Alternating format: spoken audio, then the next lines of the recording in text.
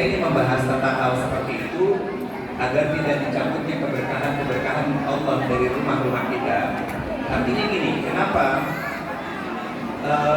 kita berharap kepada Allah Subhanahu wa Ta'ala agar tidak dicabut keberkahannya?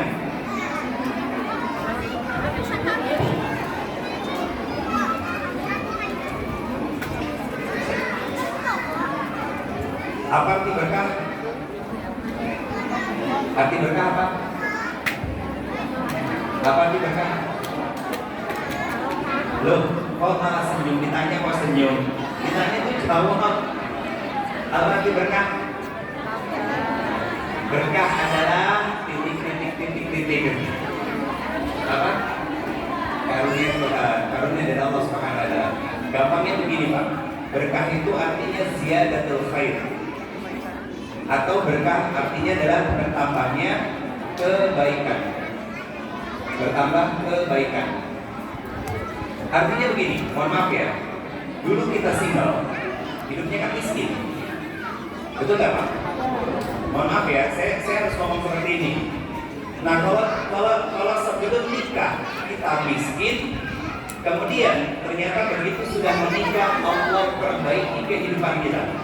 Punya motor, punya rumah, punya mobil, artinya kebaikan yang Allah hadirkan dalam kehidupan kita itu tidak lepas dari doa-doa para istri yang solehah.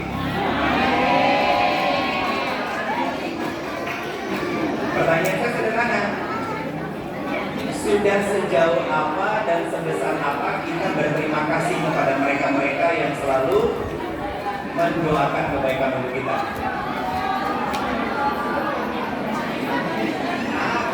Betul kan Bu? Iya Pak.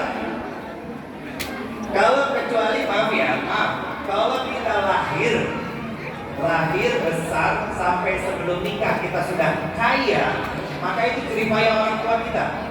Yang diapresiasi adalah orang tua kita. Tapi waktu jomblo, masih single, belum nikah, bismin. Begitu nikah, karirnya mulai naik. Yang tadinya pakai motor, jadi pakai mobil. Yang tadinya rumahnya kontrak, jadinya nyicil, ya kan? Dan lain sebagainya. Sama aja. Kontrak, nyicil. Beda kan? Sekarang kontrak sama nyicil itu jadi gaya hidup Bu. Iya, kebanyakan maaf saya nggak ngomongin tentang hukum hakam secara fikihnya.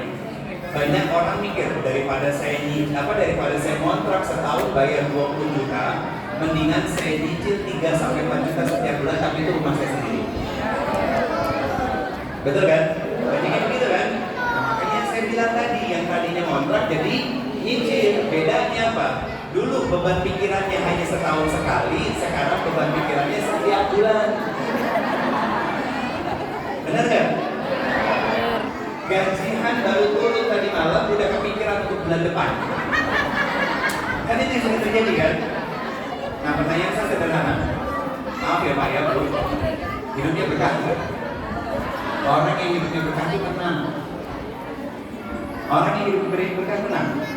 Saya sekali lagi, saya garis bawahi, saya tidak membahas tentang hukum fikihnya, ya. Saya hanya membahas tentang ketenangan hidup. Karena apa? Keberkahan itu buahnya adalah ketenangan hidup. Sehingga dengan pasangan yang tadinya sendiri nggak punya apa-apa, ada pasangan, ada anak, akhirnya rezeki bertambah. Mohon maaf Pak, mohon maaf. Saya banyak mendapati di luaran sana. Di luaran sana sampai orang levelnya ustadz udah. Levelnya ustadz yang tadinya sebelum menikah, belum punya anak, karirnya biasa aja. Begitu sudah punya istri, sudah punya anak, pelan-pelan mulai naik. Akhirnya apa yang muncul?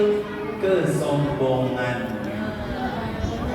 Pelit sama istri, perhitungan sama istri, gak mau memuji istri, gak mau mengapresiasi istri, gak pernah berterima kasih sama istri, dan menganggap bahwa selama ini dengan kalimat apa?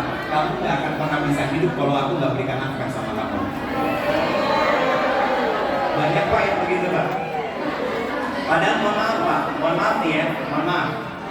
Ini para perempuan-perempuan gak nikah sama kita, hidup mereka kok. Mereka hidup nih, aja bermanfaat, nanti ada bagiannya. Karena perempuan itu sebetulnya apa? Cuman tinggal bersyukur sama Allah dan taat sama suami nantinya. Kenapa harus bersyukur sama Allah? Sebelum nikah, yang menghidupi seorang perempuan siapa? Bapaknya. Dia bisa beli baju, bisa beli skincare, bisa jajan dan lain sebagainya. Begitu sudah menjadi seorang istri, siapa yang menghidupi dia? Suaminya.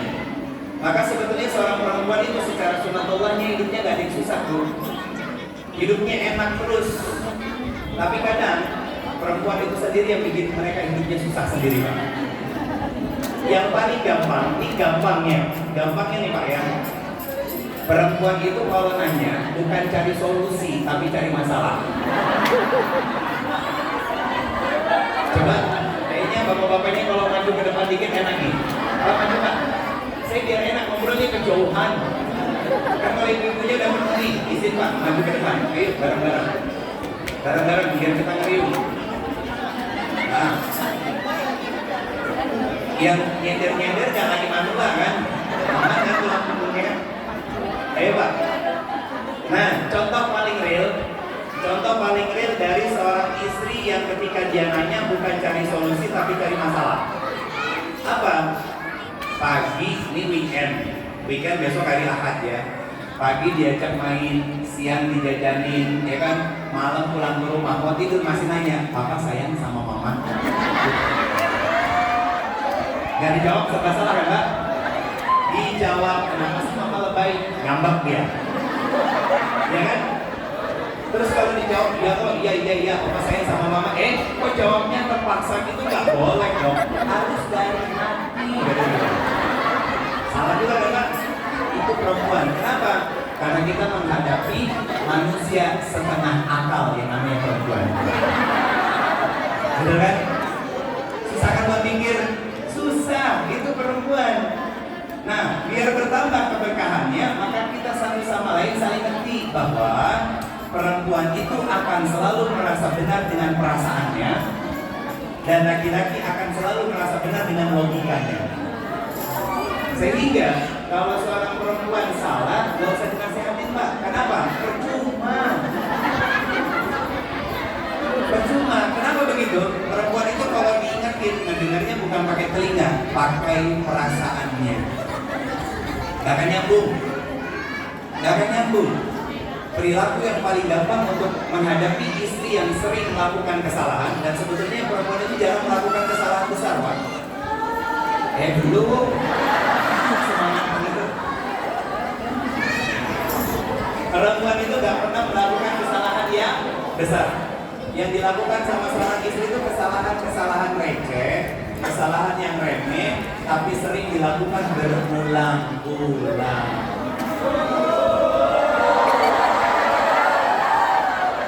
Kadang-kadang lupa kunci pintu, lupa kalau lagi masak air, ya kan?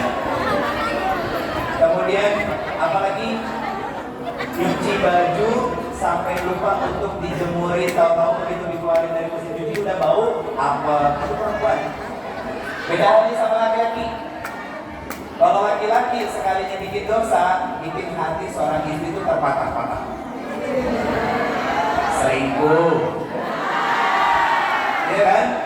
Hobinya laki-laki di luaran, bukan di sini. Bukan di sini Pak, bukan di sini ya Bu ya. Selingkuh, ngomongnya teman kantor tapi sering chattingan. Ya kan? Ngomongnya teman kantor tapi kok pulang kantor bisa barengan. Iya. Terus sama lagi, egoisnya laki-laki ketika salah, dia yang salah, dia yang marah. Dan lain sebagainya Pak. Nah kita harus paham. Ini baru mukadimah loh ya.